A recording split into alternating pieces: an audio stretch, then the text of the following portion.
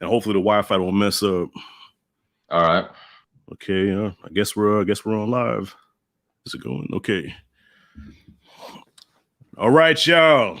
Welcome back to the channel. Got a special guest in the building. Yo, I gotta give you the Sway treatment right now, man. I'm gonna try to do my best here. The brother that I have in front of me, I like to call a YouTube Renaissance man. Started his channel doing movie reviews, evolved to the history of music, hip hop, R&B, poetry. Now has a horror story series about a werewolf in Compton. This brother does it all. You know what I'm saying? You name it, he can do it, man. A true Renaissance man, one of the best YouTubers out there. You know, I mean, there's a lot of big movie reviewers out there, but when a movie drops and I see you got a review on it, I'm watching yours first, man. Yours, Q Reviews, and Anthony Perez, man. Y'all are the first ones that I watch, you know what I mean? So I appreciate you being on with me today, man. We got some stuff to discuss here with the Coming to America too, but I just had to give you the introduction, man. Hopefully I did it like Sway. You know what I'm saying? Made you look real good. But welcome, y'all. Blacktastic Media. What's up? You did the damn thing, brother. I feel larger than life right now. All right, no doubt, no doubt. So, okay, we got some people in the house already. Doggy Fire 4, what's up, fellas? What's good, bro? What's happening? Perez, okay, I'm coming in just to give some love and give the stream a like. I'm sorry I couldn't join y'all. I got to watch this movie ASAP. Yeah, nah, no doubt, man. No doubt, no doubt. You know what I'm saying? Appreciate you even being here, man. But, I mean, we're getting into the spoilers now, so you sure you want to stick around, you know? I mean, okay, well. All right, let's yeah. Let's get into it, though. Let's get right into it, man. Coming to America. When I first saw the trailer, I didn't have high expectations. I was like, all right, there's no way it can live up to the original. But if you can make me laugh and entertain me, I'm all for it. And right off rip, I did not like the movie. It wasn't the worst thing I've ever seen, but I just did not like it. It didn't make me laugh. There was a couple of chuckles here and there. I probably had one big laugh. And that was like, well, actually 2 big laughs in the barbershop scene. Okay, with you know, when Clarence was lying about his house being worth $10 million, and your boy was like, man, you lying, your house ain't worth no $10 million. I laughed at that part, and then I laughed at the end where Randy Watson came on stage and the barbers were all like, oh man, this motherfucker. But yeah, it just didn't it didn't do it for me. Oh, I should have put that on. Yeah, it just didn't do it for me, you know what I'm saying? But surprisingly, a lot of fans are divided with this one because I'm thinking all across the board, everybody's gonna be like, man, this shit was trash. But you have this side that say the movie wasn't good, and then you have this side that says I loved it. So where do you fall? Where do you fall into Coming to America 2? I'm like you, man. 33 years of the making. The first trailer didn't do it for me. The music was good. You know, that song by Mystical, I was like, oh, okay. Down in this motherfucker.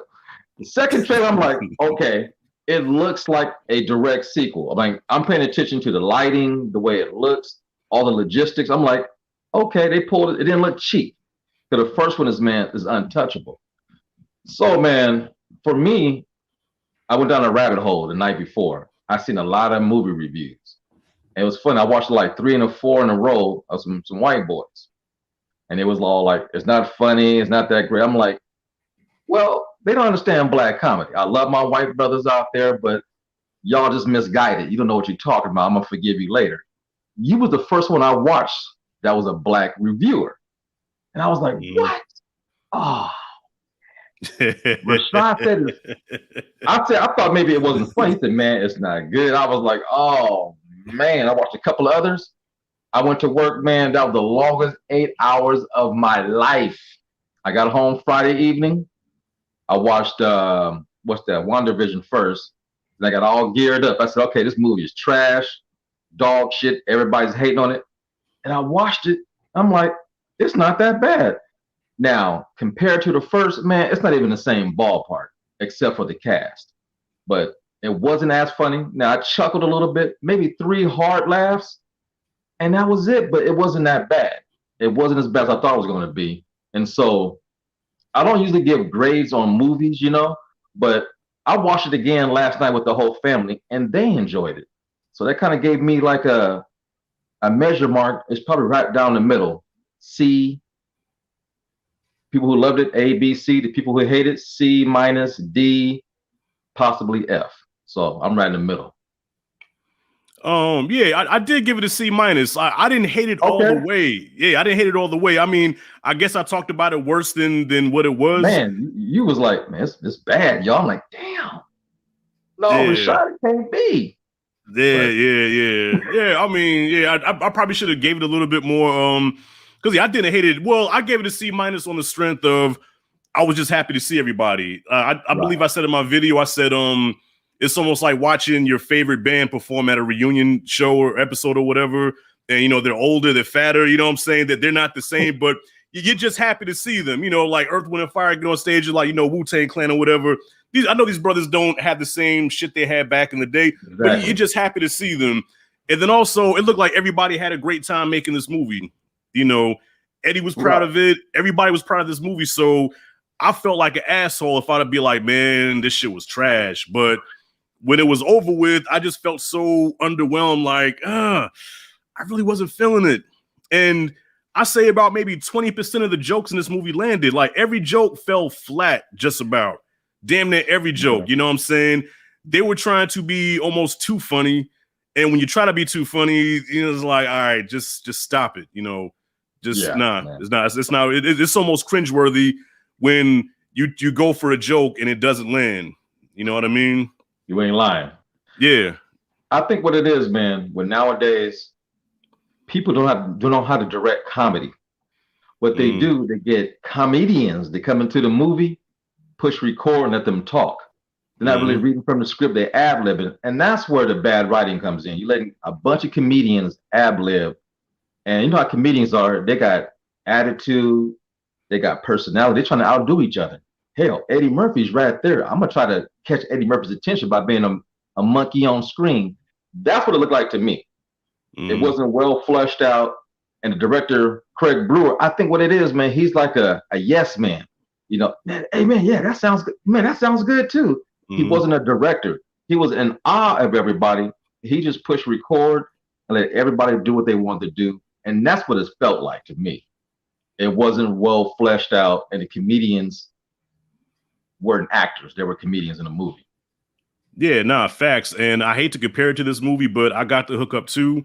I think it was it Michael Blackson? It was, or was it Lunel? Somebody was being interviewed about being in that movie, and they said the problem with the movie was, like you just said, Master P just let everybody do what they wanted to do. He had like over 100-something people in the movie and let the camera roll and say, man, just do your comedic shtick, you know what I'm saying? And it'll be funny. But like you said, you have to write it out, you know.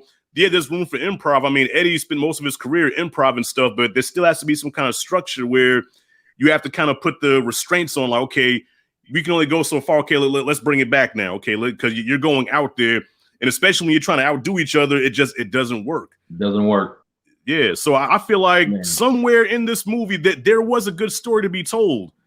You know what I mean? This movie, there was a story in there somewhere. But when they went for the cheap laughs, it ruined it for me. I'm gonna tell you what, man. The first 25, 30 minutes of the movie, I thought it was perfect. I'm like, okay, I feel like I'm back in the same world as Wakanda in New York. Everything feels in place. You know, everybody looks a little older, but still look good. When they went to New York and came back, it was a different movie. I have to admit.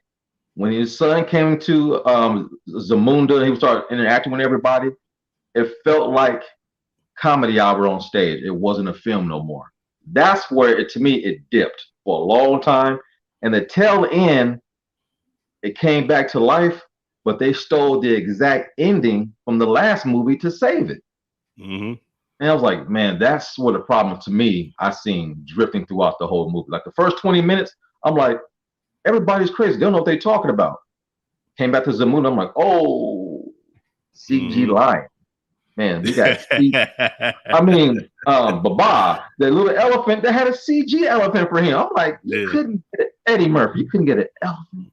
Come on, man. But the whole thing was filmed in Georgia, Atlanta, Georgia, at Tyler Perry Studios.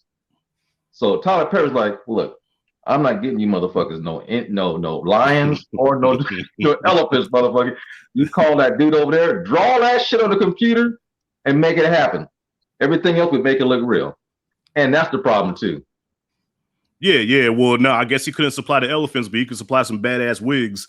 You know, that's what that's what they Tyler Perry good for, man. Give us some badass wigs. Man, I was like, damn, you go to another makeup artist. Shit.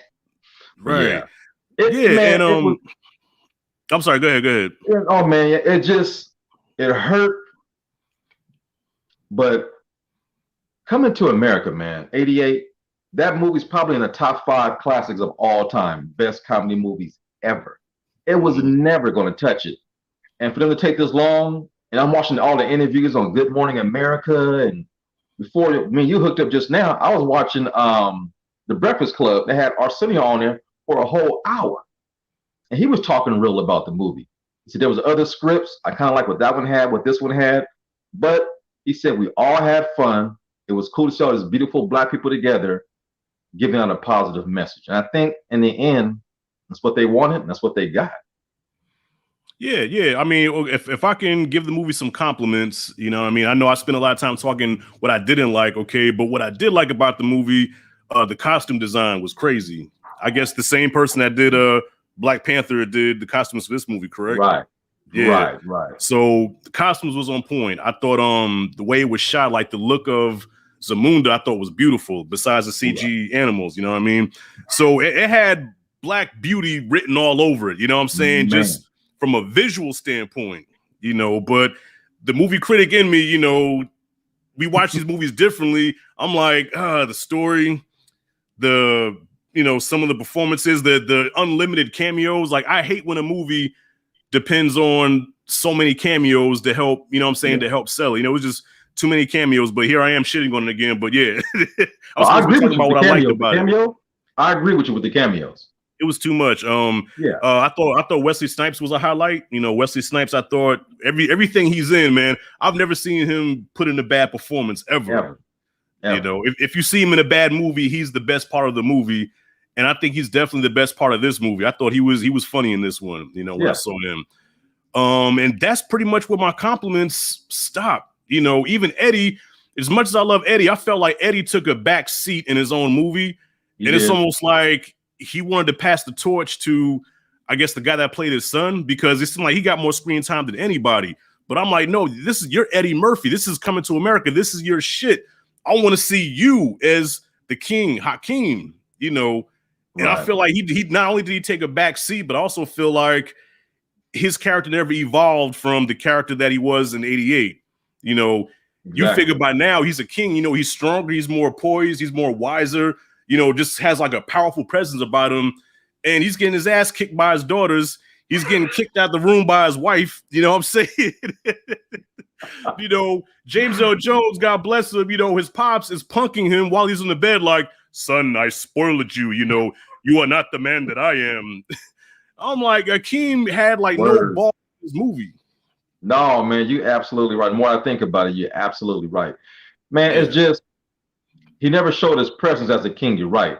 And the movie, I'm tripping, man, because the trailer shows some clips that are not in the movie.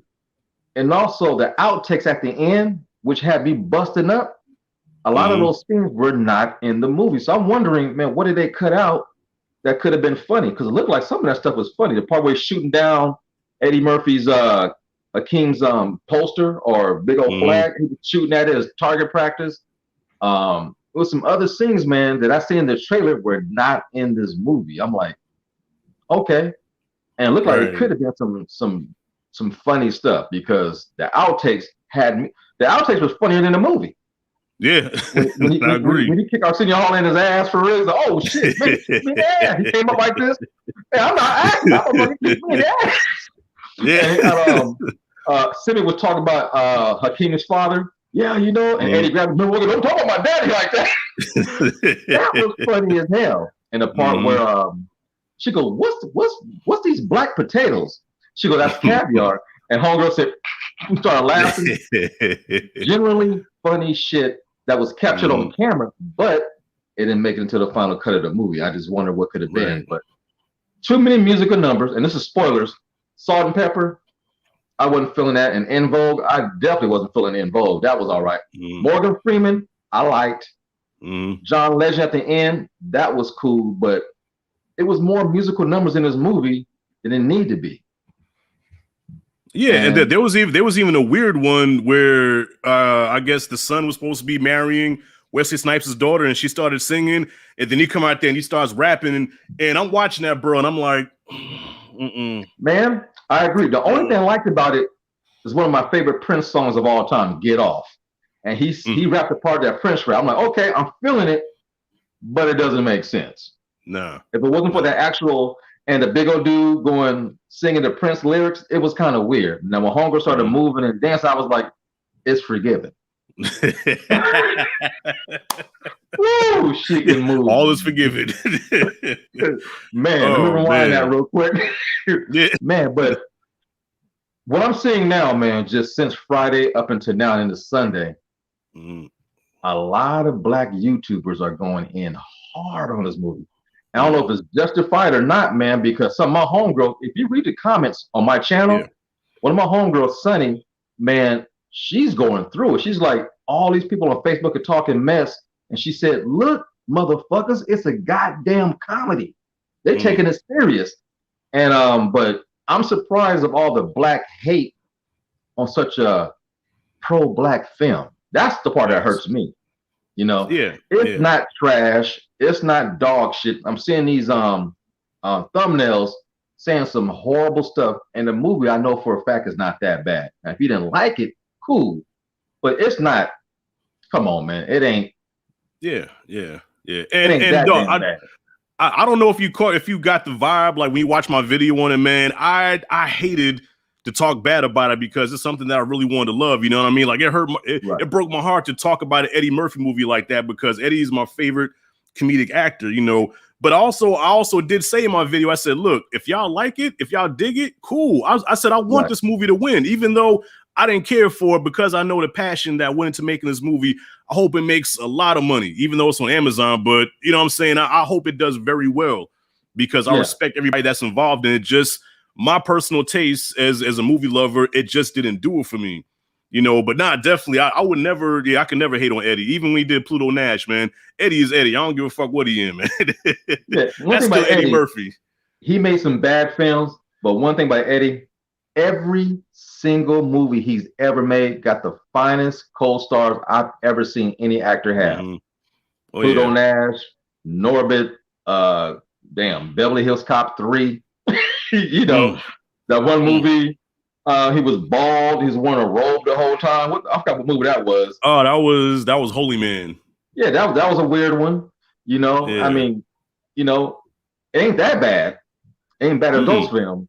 But I just think, man, Coming to America is part of our history, part of our culture. And in '88, I was in theaters with my homies from high school, and that movie is near and dear to my heart. But I knew this one wasn't going to be good as that one just wanted a decent sequel. I thought we got that, but I guess social media, man, everybody got an opinion, and everybody got a button to push record and push send and post everything. And a lot of women are saying the part where Leslie Jones kind of like took advantage of him. They're saying that's horrible. Women shouldn't be betrayed that way. I'm like, it's a damn comedy. But it's like, now it's getting political with the women thing, you know. His daughter didn't have enough screen time. You know, now it's getting to the point where, okay, you motherfuckers are complaining, but none of y'all can write a motherfucking script. I love my brothers and sisters. They talking like they can do better. If you can do better, speak on it. If you can't, shut the fuck up. And at least give it some praise, some kind of praise, because there was some great performances. The lady that played as Groomer, excellent job. She knocked it out the park. Yeah, well, you got to think also, you know, in the social media age, it's cool to be extreme. You know what I'm saying? So to turn the camera on and hit record and go on a whole rant, you know what I'm saying? You know, okay, the harder I go on my rant, the more views I get, the more clout I get. You know what I'm saying? Exactly. And I've done rants myself, but my rants are authentic rants. All right. When I rant, when I rant, you feel it. You know I'm telling the truth. You know. Yeah. But it's popular to either swing one way or the other. So if everybody's saying something is terrible, okay, the popular thing is okay. Let me go the opposite of that and say why it's so good, even though it's not really good. But let me say it's the best movie ever, and then vice versa. That's just the time we live in. And the whole thing about the Leslie Jones thing, like you said, it's a comedy, man. Chill the fuck out. I mean, dude, the shit that we grew up in the 80s, Eddie Murphy, Delirious, man, that shit would never fly today. Another thing, this movie is PG-13. Yeah. Everybody take a conscious effort to say, you know what, we can push it to the limits, but we're not going to go rated R. Right. If you would have added some titties and some F-bombs, would the film be any better? I don't know. Nah. I don't know. Yeah. Well, I mean, the first movie didn't depend on that. Yeah, I mean, the first one did have some titties in there, but it didn't depend on the raunchiness to make it a good movie. You know what I mean? I mean, you could watch it on TNT with all the stuff edited out, and it'll still be funny because it didn't depend on the profanity and the vulgarness to make it a good movie. So, So to answer the question, did PG-13 hurt it? Nah. I don't think it hurt at all. I think this movie was just hurt by bad writing and bad storytelling. That's why I feel it hurt the movie. But being PG-13, nah. Hell, Norbit was PG-13. I'm probably one of the only few people on this planet that likes Norbit. And I liked PG-13. Okay. I liked it, man. I liked the premise. It was cool, but I seen it on video years later after it came out the theater, so it was different for me. Plus my girl in there, and I have a crush on her, so the movie was all good for me. But one thing about the first Coming to America, man, it was done in a time where Jerry curls was just about to fade out, so they capitalized on some great Jerry curl jokes. And one of some of the biggest laughs you got, people leaving stains on the back of people's couches, spray bottle, rain, and Jerry curl juice in your face with Eric LaSalle. That joke you can't reproduce. That was 80s Jerry curls. And then a lot of things were just timeless, man. You can't capture that essence ever again. This movie tried, but dude, the biggest laugh was the Jerry curl, Eddie Murphy cussing. Yes, fuck you too. All that stuff. Classic. Yeah. And you can't rehash everything, but I don't know. I mean, the hardest I laugh in this movie is when Eddie Murphy was dancing in that little red suit. He stood up a little bit and he was moving. That part made me laugh. The part when he called homegirl a thieving bitch. That was funny. And he laid in bed next to his wife and he said, "This is bullshit." That made me laugh hard. And one other thing that Eddie did. So Eddie made me laugh about 4 really good, strong times. And after that, it was Leslie Jones was cool. A lot of people don't like her for what reason I don't know. But she's not my favorite comedian. And either you ride with her or she kills you. And she had a lot of screen time, maybe too much, depending who you are. All right, here we go. This is where I might all right, Leslie Jones in this movie. I'm not the biggest Leslie Jones fan either, and I'm not one to bash my sister. That's a sister. I would never try to, really shit on her, but she was just too. It was too much. It was too much. All right, okay. Let's take Tiffany Haddish and Girls Trip. Right, Tiffany Haddish has the same kind of shtick like Leslie Jones. Okay, but in Girls Trip, there was a balance there of okay, she could be ratchet and ghetto, but at the same time, she had heart. She had character to it. She showed some vulnerability. There was a character there that happened to be raunchy and ghetto. The Leslie Jones character in this movie, that's all she was. 100% of the time, that's all she. You never saw her when she had a moment of, well, yeah, I think I might have fucked up doing this, and just something to show that she's a human being, a real person.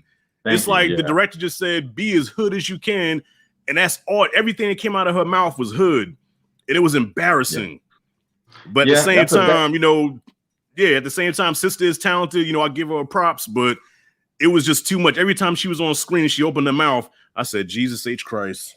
Yeah. She's a bad representation of the women of New York, for one. That was not cool. Mm-hmm. And she plays the same character in every movie. I mean, top 5. Every movie. She was the same way. Ghostbusters, she was the exact same way. She plays the same character in every movie. I don't see no progression in her acting. Tiffany Haddish can act. Yes. She can emote emotion.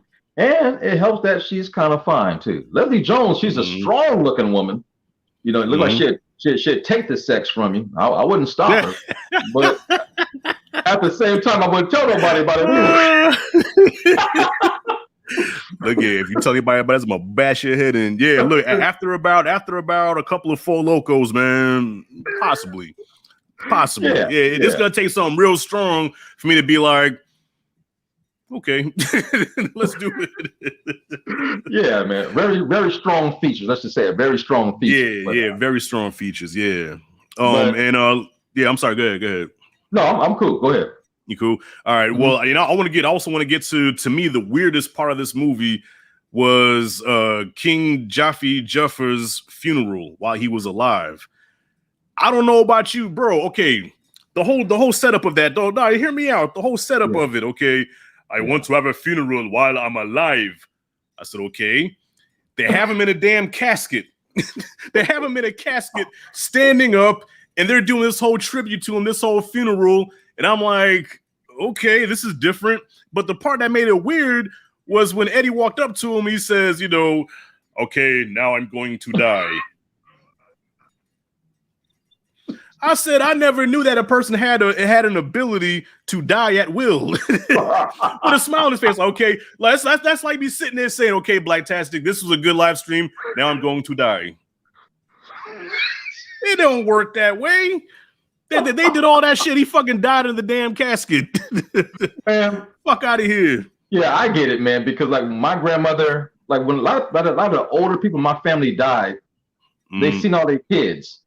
We all flew in from different states and stuff to go visit our grandmother while she was in the hospital. And when she seen everybody, she passed. Recently, my auntie, the same thing. People flew in from Jamaica, New York, LA to see my auntie. She was 90 years old when she passed. When she seen all of her kids, she passed. And I get it. I think that's kind of true. They try to portray that in the film, and that shit didn't work. I mean, it was weird. He was looking at Salt and Pepper dancing. Yeah. Involved singing. And then all of a sudden, I'm going to die now. Yeah. I'm like, damn, James Earl Jones, that was some bad acting. Yes, it was. But I'll be honest with you, it did hit me a little bit when Gladys came out there because, I mean, you know the movie Claudine, and James Earl Jones starred in Claudine, and Gladys Knight did the soundtrack. So when she sung it, I was getting Claudine vibes. So I was like, okay, that's a good touch. But then that happened when he just died at will. I didn't know people had that ability. Yeah, they never laid him into the ground. I mean, is he gonna have a tombstone along with his brothers and uncles, and the heritage of the family wasn't dug into enough. And then that damn lion joke about the whiskers went on too damn long. Because you see it in the trailer, he's gonna get chased by a damn lion. That was a little touch, the little cage him and his sister made. He dove over with the cat food. That was a nice touch.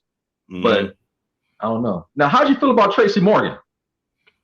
He's Tracy Morgan. I love Tracy Morgan. I can hear Tracy Morgan talk for 20 minutes about cat food, and it's funny. Yeah, he was cool. Cat food here, Chief. Yeah, you open it up and you put it in the bowl and you just tear it up. That's how we do it. Then I eat some ballpark flanks. And Wesley probably, in my opinion, stole the movie. When he was on screen, man was charismatic and looked like he was having fun. He had that little pimp walk every time he come in. Right. Prince Akeem. So all 55 of his damn teeth. Prince Akeem. His son married my daughter. Huh? He was off the hook, man. He was off the hook. And a lot of people are complaining that Simi took a back role, like he got softer in this film. How you feel about that? I thought Arsenio was very he wasn't used like he should have been used. Arsenio and Eddie worked so well together. They bounced well off of each other. Look at the first movie, and this time, he was more partnered up with Tracy Morgan than he was with Eddie. Yeah, and he got his ass kicked in the first movie. He got his ass kicked. Yeah, he never got his ass kicked. He helped Eddie knock somebody down, grab a shotgun, boom. They put it in your face, and he was hard. And this one, he was getting choked by Tracy Morgan. He got spit on by the witch doctor. Not once, but twice. What's up? Eddie Murphy threw his ass to the ground, but that's common. And then when What the Fuck hit him one time, and he was down for the count.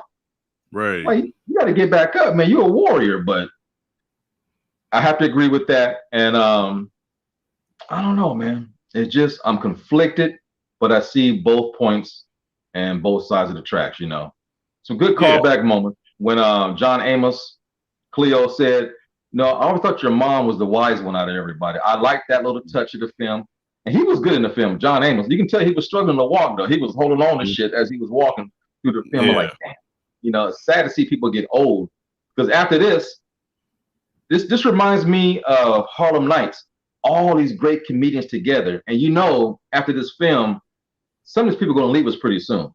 Right. You know? And so I wasn't the biggest fan of Harlem Nights, but it caught Richard Pryor. You had Red Fox, Eddie Murphy, and you know, it wasn't a great film, but it was a great cast. I feel the same way about this. This will be appreciated probably later on down the line. Yeah, well, yeah, you know, I think somebody commented that in my video. They were saying that at first people didn't like Harlem Nights either, but I'm like, well, look, Harlem Nights though not a great movie, but see, if you can make me laugh, Harlem Nights makes me laugh, even though it's heavily flawed, but it makes me laugh. Right. If you can do that, I don't care how bad of a movie you is, okay? I could watch Rudy Ray Moore, Disco Godfather, Petey Wheatstraw. What's the other one? The Human Tornado. You know, I could watch his movies as bad as they are, but because he makes me laugh, I'm all in. I feel you. Yeah. A lot of Eddie Murphy's movies are funny because you watch them the first time, they're okay. Then later on in life, they get funny, like The Golden Child, Cold Clap. When I first seen it, I'm like, it was cool. Now that I watch it now, it's way funnier. And Coming to America, the first time I seen it, I laughed, but I didn't know Eddie Murphy was playing those different characters in Arsenio Hall. Now I realized, man, that was a great movie. Now watch it now and later, it's funnier now because I didn't realize what I was watching the first time. And Eddie Murphy's movies are always like that for some reason. Yeah. Well, you know what? I'm gonna share a funny story with you, man.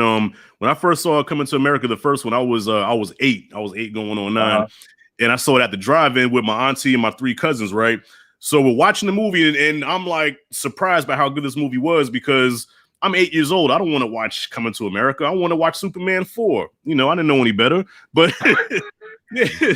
So the movie is going, and yeah. So by the time it got to the credits, I actually had like a scary moment. Like I was scared because I didn't realize that Eddie was playing the Jewish guy.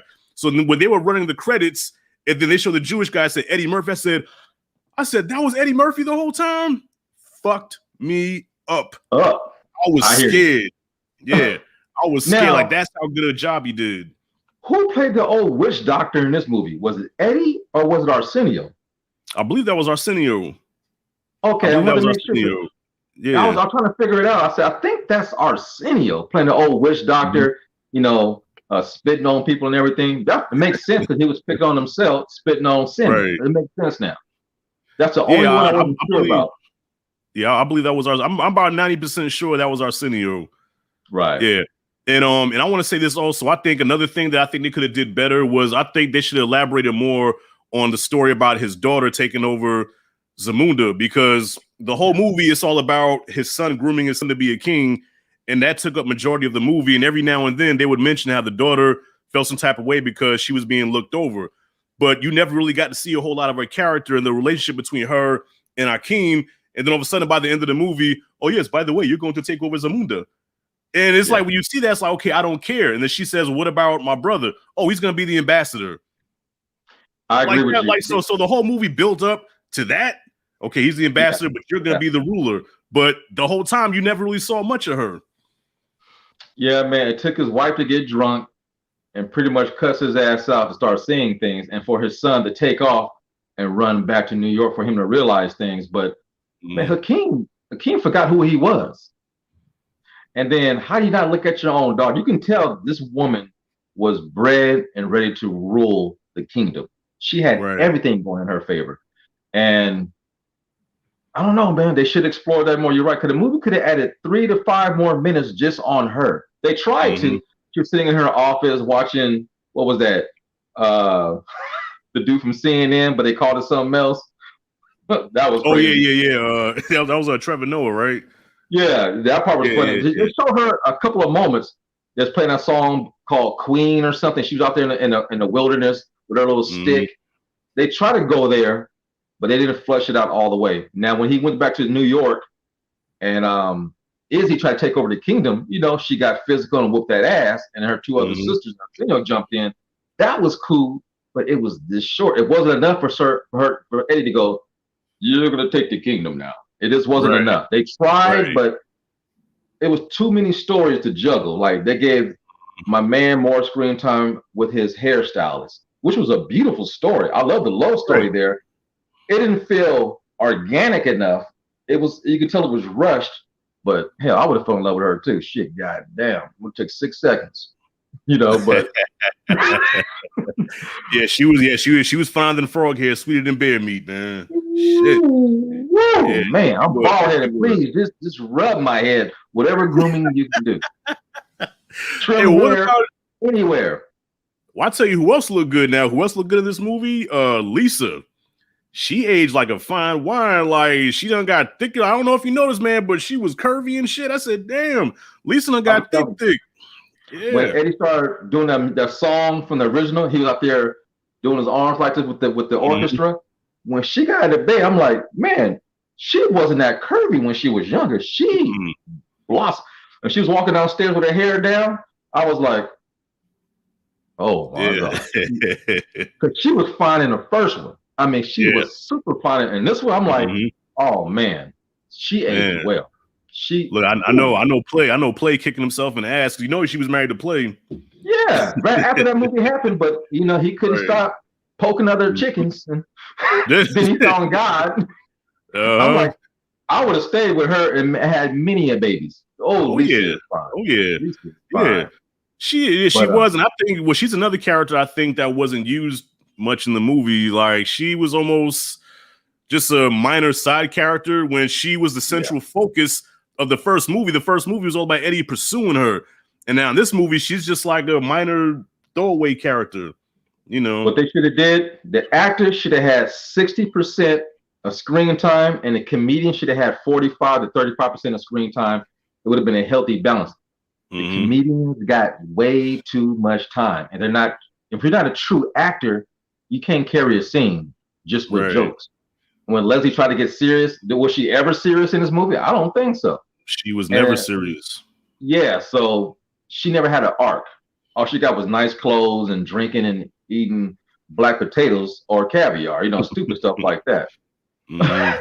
And some of the people had an arc, but man, she shouldn't have been in the movie, man. It's my Lisa or no, Lisa shouldn't have been in the movie. Leslie Jones. Leslie man. Jones. Oh yeah. She's probably the biggest problem for me because she represented the modern day black woman in a bad way. Right. Yeah, well, she was the token. Yeah, I'm sorry, go ahead. Yeah. I laughed because, like you said, she was a token. I laughed at the buffoonery of it, but that was it. Yeah. Man. Yeah, and I feel like that whole thing about the ghetto black chick, I think is outdated. You know what I'm saying? Like, let's move on from now. I mean, yeah, it's okay to be hood. You know what I'm saying? If you hood, you hood, but let it be authentic. But I feel like she was acting almost like how a white director would tell a black actor to act in a white movie, just to give it some kind of blackness to it. You know what I mean? Like, what was it? I think it was Elm Street 4. I was watching the making of that, and remember the girl that played Sheila, the nerd, one that you want to suck the patient. She was saying that Rennie Harlan. Yeah, she said Rennie Harlan told her to act. She wasn't acting black enough because she was a nerd. She was smart, but at the time, that went against the stereotype. The stereotype was you had to, do your head like this and, all that shit. And she was actually a smart black girl. He said, no, you're not being black enough. Be more blacker. And she got offended, like, no, like, get out my face. I'm going to play this how I'm going to play it. Yeah. But so Leslie Jones represented what a white director would say, be as ghetto as you can and action. Craig Brewer, is he white or light skinned? What is he? White. No, he's white. Yeah. There's Jam. Well, he's clear. What is he? Creole or something? Or No, he's white. Oh, he's just a straight up white dude from Tennessee. Oh, yeah, he directed. He directed Hustle and Flow. He did a Hustle and Flow, Black Snake Moan. He did I like that My Name. Yeah. And him and John Singleton was actually real cool.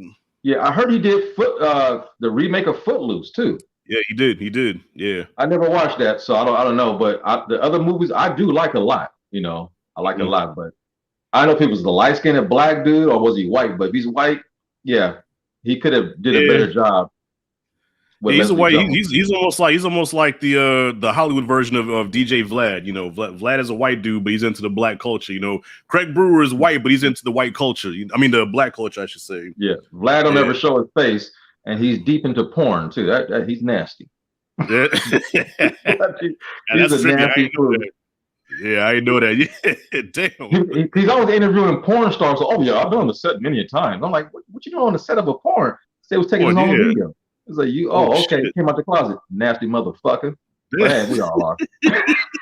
Yeah. We just don't put it out there on Front Street. You know what I mean? Yeah. But yeah. I watched this movie twice. Right, the first time I watched it dolo, and then the second time I watched it with my daughter. You know, because I just wanted to see, okay, how would I like this a second time? And plus, watching it with somebody younger. Maybe I'm just a grumpy old man that just doesn't know what's funny now. And I watched with my 15-year-old. And she says, well, it wasn't bad. It was all right. It was okay. There you go. Said, yeah. So I'm like, all right, so you got the same reaction I did. I'm cool with it's all right. It's okay. Not bad. I can live with that. The first one, come on, man. It would never be touched. Eddie Murphy and the whole crew came back together, and to replicate that magic, they couldn't do it. No, not even close. They reminded you that what a great time that movie was, and it's good to see everybody. Like I said, it's like a greatest hits album. Everybody had a little part in the album, and that was it. It'll never be the old classic like Earth, Wind, and Fire. To get together now, you know, half the band members are dead. You can't produce what you did. I mean, not Cleo, but Hakeem's mother was a big part of the first Coming to America. With her dying back in '95, you can't replace her. She was a big part of that first film. I wish you know what I wish they would have did, like kind of how with Cobra Kai used Miyagi, even though Pat Morita's been dead for years, but Mr. Miyagi, his spirit is all throughout that show. Where even though he's not there, they always reference him. You know what I'm saying? They put him in there some way, shape, or form. And I feel like this movie should have put Madge Sinclair in there, like, you know, either a tribute or in conversation. You know what I'm saying? Somehow they should have incorporated her throughout that movie because, yeah, she was the backbone of that family. You know, in the first movie, she was always the one to check James Earl Jones when he was talking stupid. You know, put a sucking at Joffrey. The boy's in love. You know, just to put her voice in an echo as he's laying down, anything, because she was the glue, like you said, they held the family together. And you didn't have that strong black presence of a queen. Besides, Lisa was cool, but Lisa's no queen like, you know, Hakeem's mother was. No, Lisa got drunk. Wait. How you say her name? What was it? My name is Aeolian. Alien. The alien, yeah. Man, that movie, yeah, man. Yeah. Oh, God. The small things that movie made sense. I forgot about, goddamn, man. Yeah. Yeah, so quotable. Yeah, so quotable, man. I feel like they should definitely shine more of a light on her character because, you know, like you said, she was the glue that held everything together, you know. And Lisa was just like there, you know, she didn't, besides her physical appearance, she just didn't have that queen shit about her where I'm a queen, you know what I mean? I just didn't feel that with her. Yeah, she had one moment where she checked Eddie when they laid down the first time, and she was mad about him, of course, having another baby and everything. And the part where she was kind of drunk but told him off. Other than that, she had no arc in the film, you know. Right. And that was kind of sad, man. And even Wesley Snipes got beat up pretty quick. he got his ass whooped fat. He lay down there. Oh, I'm listening. He went out like a punk. You know? Yeah. And I don't know, man. I think they cut a lot out of this movie. Hopefully one day they release some of that footage that I've seen in the outtakes or in the trailer. It might not add much, but I wonder, was there any more jokes that got cut out? Because the outtake had me dying. It was really Eddie Murphy. He broke character like 3 or 4 times acting a fool, but we'll see. Yeah, and I don't know about you, man. Let me know if I'm tripping, but after watching this movie, I said we don't need any more revivals of classic joints that we don't need Beverly Hills Cop 4. We don't need what's another one? Anything that he was famous for back then, just don't do it. Just do something completely new and different. Leave like our old shit alone. Yeah, like Dolomite. Leave our old shit alone. It's very hard to pull that off, man. Like Cobra Kai did it, okay, and Ryan Coogler did it with Creed. But it's very rare. It is possible, but it's very rare, man. It's hard to do. Rare. The last one that did it right was Bad Boys for Life. That was surprisingly good. It had less action than the first 2, but it had more heart, and I felt it. Ended up being my favorite one out of the 3. I mean, I realized, man, the brothership and love they have won me over. And we got one more that's coming out. We'll see what happens. Top Gun Maverick. Are they gonna fuck up? Oh yeah. I'm excited for that one. I'm excited for that one though. I'm excited. Maverick, but I was excited for this too, and it was kind of a letdown. But come on, Top Gun, that movie's damn near perfect. Yeah. But then again, Tom Cruise is a different kind of beast, man. Tom Cruise, I think I'm a bigger fan of his than I let on, because I always say I'm not a big Tom Cruise fan, but I love his movies. I love man. I said it before in one of my videos. If I was to die and come back as a white dude, I want to be Tom Cruise, man. He's a cool ass white boy. I mean, he makes the films that everybody likes. Everybody. And I respect it because he does a lot of his own stunts. That's respect. That's respect. Right. So that's the next one that's like 30 years old, and they got a sequel coming out. We'll see what happens. And now it didn't work with Ghostbusters. It didn't work with a lot. Dumb and Dumberer, Anchorman 2. Right. They all fell short. And Terminator still can't get it right after the second one. It just even with Arnold in the movie, they can't make a good Terminator movie, man. It's just lightning in a bottle. Same thing with Aliens. The first 2 are good. The rest of them, just don't not up to par. Yeah, they sucked. Oh my god. And Eddie, Beverly Hills Cop is a classic. The second one, I like it a lot. People don't like it as much as the first one, but it still made money. It was still funny. That third one, I have a hard time sitting through that third one, because even Eddie is not that funny in that one. I'm like, I'm just getting a paycheck. You can tell. You know what? I rented that from Blockbuster. I didn't see it in the theater. I rented it from Blockbuster, right? And this is back then. Well, I can't incriminate myself, statute of limitations. I used to dub movies, so I would rent the tape from Blockbuster. I would buy the blank tape, and I would dub it and then return it. Yes, sir. I didn't even bother dub. Well, actually, I started dubbing it, and then about halfway through the movie, I said, I stopped it, took it out, took it back to the video store, got something else, man. Yeah, that movie, what was it, Wally World? The big climax was in, was it Wally World? Wally World, The one thing good about that movie, when they shot that movie, it's not too far from where I live. It's about an hour and a half from where I live, where they shot that whole carnival scene. It's a place out here called, got the name of it, but that movie was filmed out here in Northern California. That's one thing I can say good about that, because I was, got a chance to see some of the stuff being made, but yeah, man, that movie's boo-boo. And plus, they kill off the captain. They always got to kill somebody in these sequels to make you feel like, that's what's going to drive them. But I had a pitch I wrote a long time ago for Beverly Hills Cop 3 and 4. Let it take place in Detroit this time. Change it up. Let it take. So Fish Out of Water, have Bogomil them come to Detroit and Rosewood and all them. Okay, yeah. Do it. I mean, because it always starts up in Detroit for 15 minutes, and the whole movie takes place in Beverly Hills. But man, for once, have an equal balance. Bring it back to Detroit. I think it'd be gritty. And well, they are making it, and the guys who did Bad Boys for Life is directing it. Oh, nice, nice. Okay, so I'm happy about that.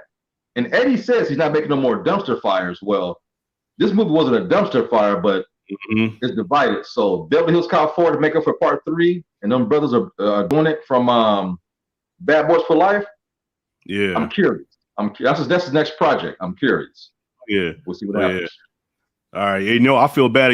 There was so many comments, man. I didn't read a lot of them because this was such a dope conversation. But I'm gonna try to read a couple. I'm gonna try to read a couple of comments here, man. And all right, go ahead. Well, I'm gonna take a sip. Yeah. Y'all forgive me, man. When I talk movies, man, I'll be in the zone. You know what I'm saying? So let's see. I have a date with Lisa. Isn't that wonderful? Huh. Hey, Rashad, OC Girl 81. What's up? Thanks for coming through. Q Reviews came through. Appreciate you, bro.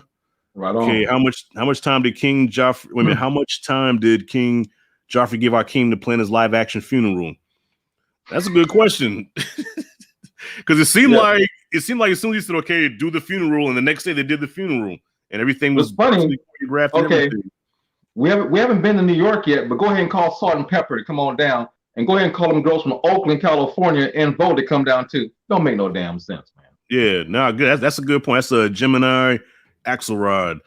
All right. Pimp Sis Scorpio says, how do y'all feel about the Sun pick? I think they could have found a better Prince Lavelle.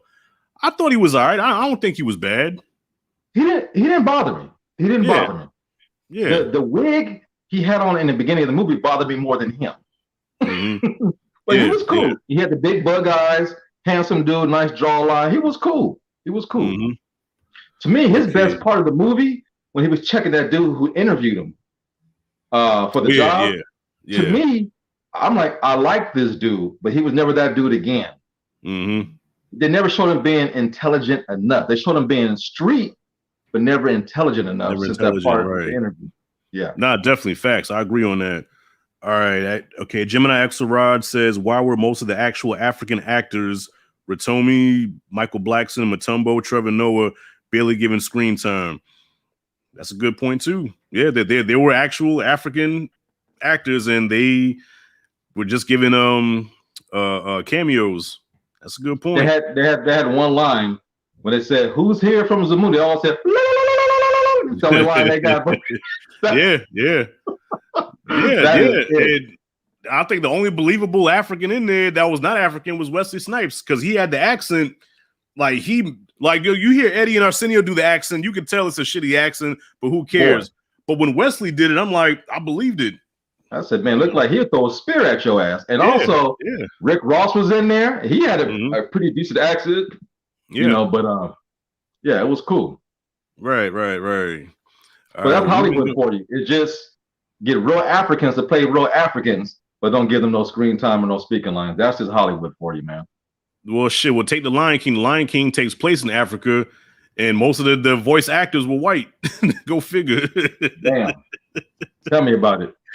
But when it came time to sing, then when it comes time to sing, let's bring the black actors in there. But when it comes time to talk, let's get Matthew Broderick back. Fuck out of here. kiss my ass so much. Yeah. Well, brother, I ain't gonna keep you much longer, man. We've been going on for like almost an hour now, man. I thank you so much for being on here. Is there anything that you want to add about the movie before we wrap it up? Well, man, those who watched it once, give it a second watch, and you might see a different film. Because I watched it with my kids. My daughter loved it because the representation of young black women being strong, the costumes, the dancing, and she liked the story. She loved the love story between his son and the hairdresser. My daughter loved it. My son just like laughing at stupid shit, so when people was getting kicked and beat up, the old man talking in the barbershop, he laughed. So I'm watching two different people see it for two different aspects, and it was cool. But both of my kids liked it, and it was cool. Okay. I mean, at the end of the day, I'm saying, give it a second watch, man. Try. Oh yeah. Drink before you watch. It might be funnier.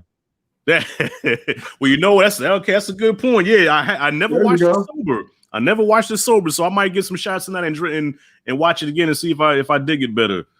All right. Hey, did you see that after credit scene at the very, very end? No, I missed it the first time. there's a what do you call it? After credit scene at the very, very tail end, just like part one. So I caught that the second time around. It was cool. It was real cool. Okay. I gotta go back and check that out. Then I totally missed that. Mm-hmm. Yeah. All right. Well, tell the people where they can find you at, man. You know, your channel and everything, man. Go ahead, put yourself out there. You can find me on all mediums: Facebook, Blacktastic Media; Instagram, Blacktastic Media. My favorite place to be all the time: YouTube, Blacktastic Media. Like, share, subscribe, support us brothers, because we're putting together like a small Renaissance group. Me, you, Anthony Perez, Q Reviews, my man Cool to the Fools. We're all doing things, man. And I see another generation of YouTubers coming up, because we're not super duper small. We ain't big, but we're working our way up to the middle part. And I'm proud of what we're all doing. Right. Well, speak of the devil, Cool to the Fools just showed up. What's going on, brother? Y'all know I had to come here, my brothers. Yeah. He's actually working on a series now, a horror series about a black detective and Daily Hour. I told him today it feels more like a thriller detective more than a horror, but it's cool. I like what he's doing, man. Dude be writing for days, man. I give him credit. Give him a lot of credit. No doubt. Shout out to Cool to the Fools, man. Huh? And he's consistent. Yeah, very consistent, very, very, very unique brother too, man. You know, Cool to the Fools has a unique style about him that nobody else does. You know what I mean? And so he's definitely unique, man. There will be another, no other like that brother. Yeah, no doubt. But man. So check out the channel. I just dropped a video yesterday. The conclusion to phone sex. I dropped part 3, which is the conclusion. Check that out. I started a new one called Riddle. So I got a lot of new videos coming out where I'm doing a lot of voice acting in the background, not so much showing my face all the time. But a lot of new stuff coming to the table. Okay, yeah, and you're working on another film too, right? Another short film you're working on. Was it Sarah? Right. Yeah, I'm going back and forth to Portland, Oregon. I'm filming this movie in 2 states. It's going to be, for me, on a scale, massive. Man, I'm filming this thing in water, on a gigantic pirate ship, on a what do you call those places where docks and everything at? A marina.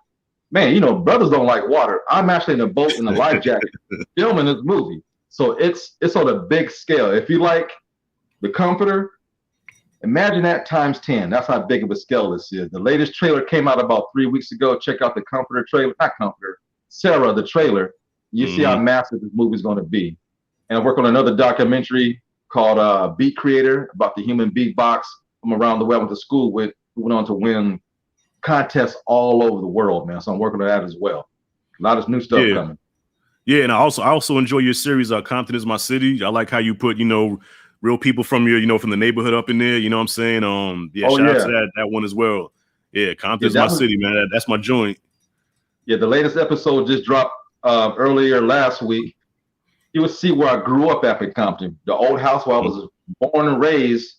Episode 6, we talk about that in that one. So yeah, definitely check out Compton is My City. Yeah, no doubt. Well, brother, I appreciate you coming through, man. Taking time out from your busy schedule, man, to come talk with little old me about coming to America, man. I appreciate you, bro. Hey, man. And I want to thank everybody for coming. I thank everybody for coming through, man. I'm sorry I wasn't as interactive with y'all too much, but I was just having a dope conversation, man. It's always cool talking to this brother. And actually, this is our first time actually like chopping it up, right? Live? Doing a live one. First time ever. That's right. First time ever. Right. Yeah. So yeah, we definitely got to do this again, man. All right. So with that being said, like this, we should do it again, man. Some more big ones. Like, it's kind of cool. Maybe getting the habit of doing these on a Sunday, doing a spoiler one. You know what I mean? It's kind of cool. Yeah, we got some stuff coming up. We got Kong versus Godzilla versus Kong about to drop. What else we got coming up? Justice League. Oh yeah, the Snyder Cut. Yeah, that's coming. You got Space Jam 2. The next, whatever it's called, Space Jam 2. You got Mortal Kombat coming. Oh, definitely. Heavy hitters coming. We got Matrix 4. It's gonna be a fun summer. Oh yeah, well listen, I know Mortal Kombat definitely gotta get Q reviews on this. I know he's a big fan of Mortal Kombat and Perez.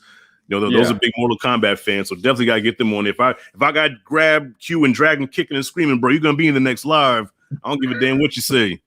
motherfucker. Perez turned us down for a movie. Choke your ass, motherfucker. Yeah, Perez. But that's a busy brother. He watches probably 10 films a week, and how he puts out all those videos with guests all the time. God bless him. I couldn't do that. But that's what he's best at, man. He be doing it. That one he did, he put our faces on Dominic Toretto. Look, I look Puerto Rican enough, man. So when he did that, I'm like, wow, now I look super Puerto Rican. All my black out the window. I look like a half Asian. I got skinny ass eye. I was like, damn. Right.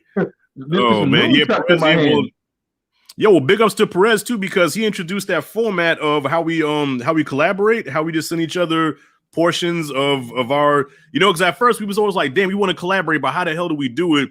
And Perez was the one like, hey, just film your portion, send it to me, then put it in the video. I was like, man, this nigga, okay, that was smart. Definitely, because man, COVID made us all change up our game a little bit. And I'm noticing that Perez did that during COVID. Brilliant idea, man. Now we're all communicating more. We're all doing cross references on each other's channel. And so it's only going to get better. It's only going to get better, man. So let's keep it up. Let's keep it going. No doubt. So yeah, once again, man, thanks for coming through, bro. Thank you to everybody that tuned in and commented. And I'm gonna read all of these when I get off. But other than that, man, that's it. So peace and love. Stay motivated. Peace. Yes, sir. All right.